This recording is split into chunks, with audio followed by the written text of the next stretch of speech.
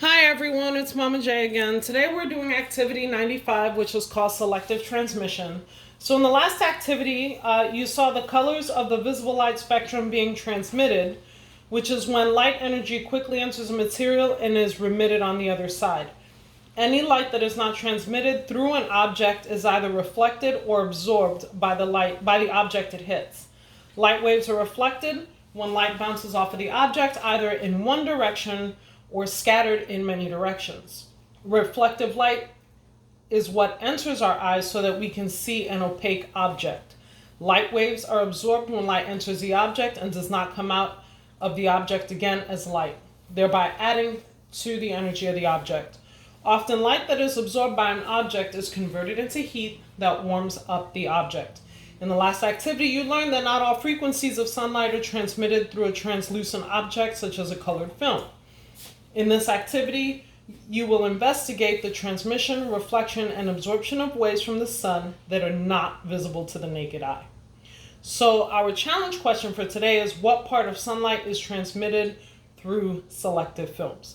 So what we need today are 3 UV thermometers, 3 UV detectors, and 3 phospho boxes. And I've already set them up here. So you've already seen the phospho box in the last activity.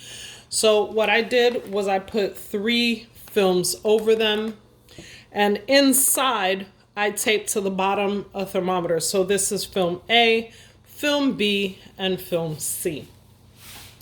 We also have masking tape, which you see I put here, and a timer, and I also have my UV intensity meters for the second part of this experiment. So what we're going to do, and obviously the video is going to be cutting back and forth because I'm not going to make you watch 5 minutes of recording. But we're going to be collecting our data on these data tables. Okay, so this is for the first part where we're going to measure change in temperature. And the second data table, we're going to be measuring UV intensity.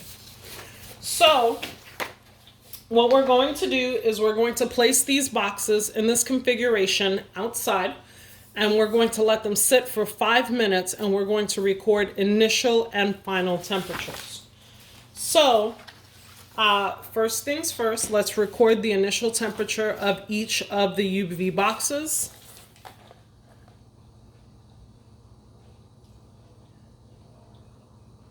So here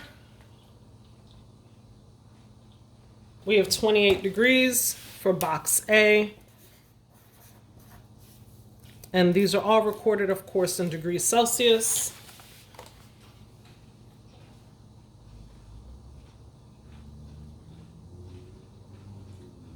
This one is actually 27 degrees.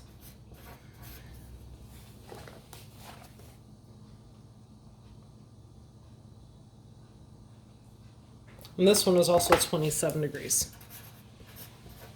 Okay, the position of the box when I originally set them up and the way I touched the bulb could have something to do with the temperature change.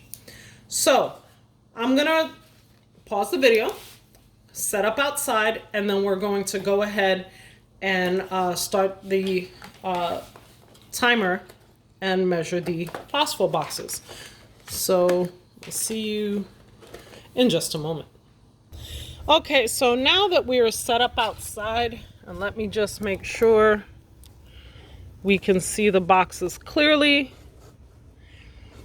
I'm going to open up the phospho boxes, and we're going to record the light hitting it. So we have to make sure, number one, that the boxes are completely open and there is no shadow hitting the thermometer. That's why we're in the configuration that we're in.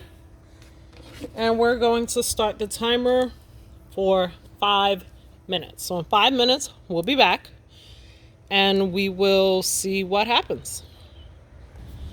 So at this point, we're just over the halfway point, and I don't know how well you can see the thermometers, but the temperatures have changed. And it depends on which card you're looking at, but they have changed somewhat significantly. So once we're done with our 5 minute stretch, we'll see what our final temperatures are. So we've got about 20 seconds remaining, and then we'll start measuring the temperatures of the 3 different boxes and see what our temperature differences look like.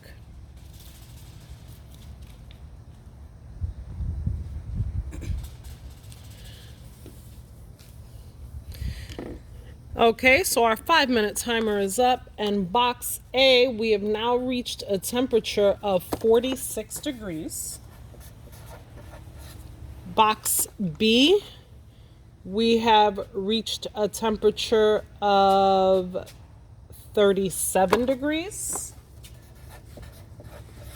And box C, we have reached a temperature of, it looks like, 43 degrees. So, looking at our 3 boxes, 28, 38. We have change in temperature of 18 degrees in box A, 10 degrees in box B, and 16 degrees in box C. So these are our change in temperatures in our data table. So the next thing that we're going to do is pretty much the same experiment, except now instead of change in temperature, we're going to be looking at UV cards. So we're going to set up for the next experiment and then get started. All right, so right now what we're going to do is we're going to use UV film and a UV detector to identify how much sunlight. And I know you see I'm covering the boxes. The reason I'm covering the boxes is to prevent sunlight from hitting the UV detector until we're ready to start the timer. So what we're going to do is we're going to turn the boxes over, and we're going to immediately open them, and we're going to start the timer. So we're going to expose for 20 seconds. And the initial exposure is white light, so all of them are white.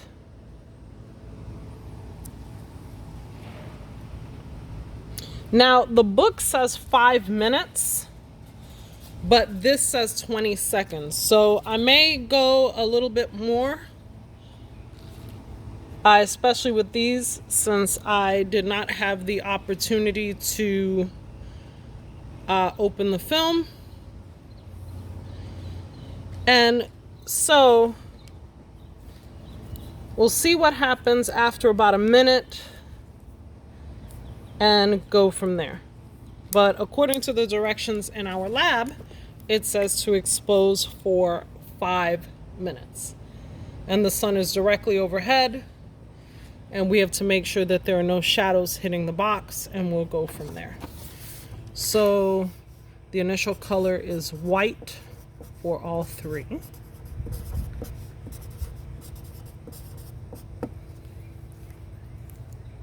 Okay, so I'll see you in just a few minutes then.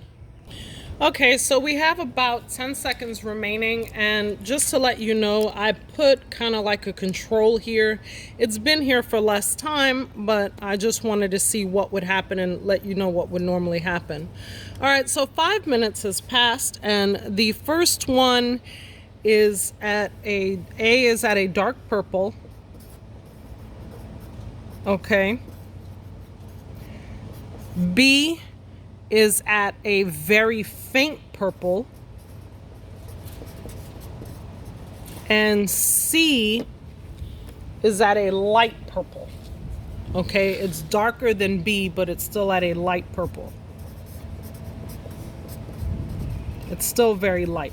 So if you were to look at the UV, okay, we're at a very high UV for A. So high UV.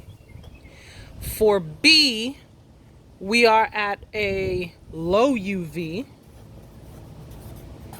And for C, we are at a moderate UV, if you were to read the chart. And you can compare the UV to A, and they're the control UV to A, and they're very close. So this is our data table. Oh, sorry, a little bit of air outside. This is the data table, so you can kind of see what our results are. So hopefully you enjoyed this lab and you got to see how different films impact UV radiation and light absorption. And look forward to going over this with you in class. Take care. Bye.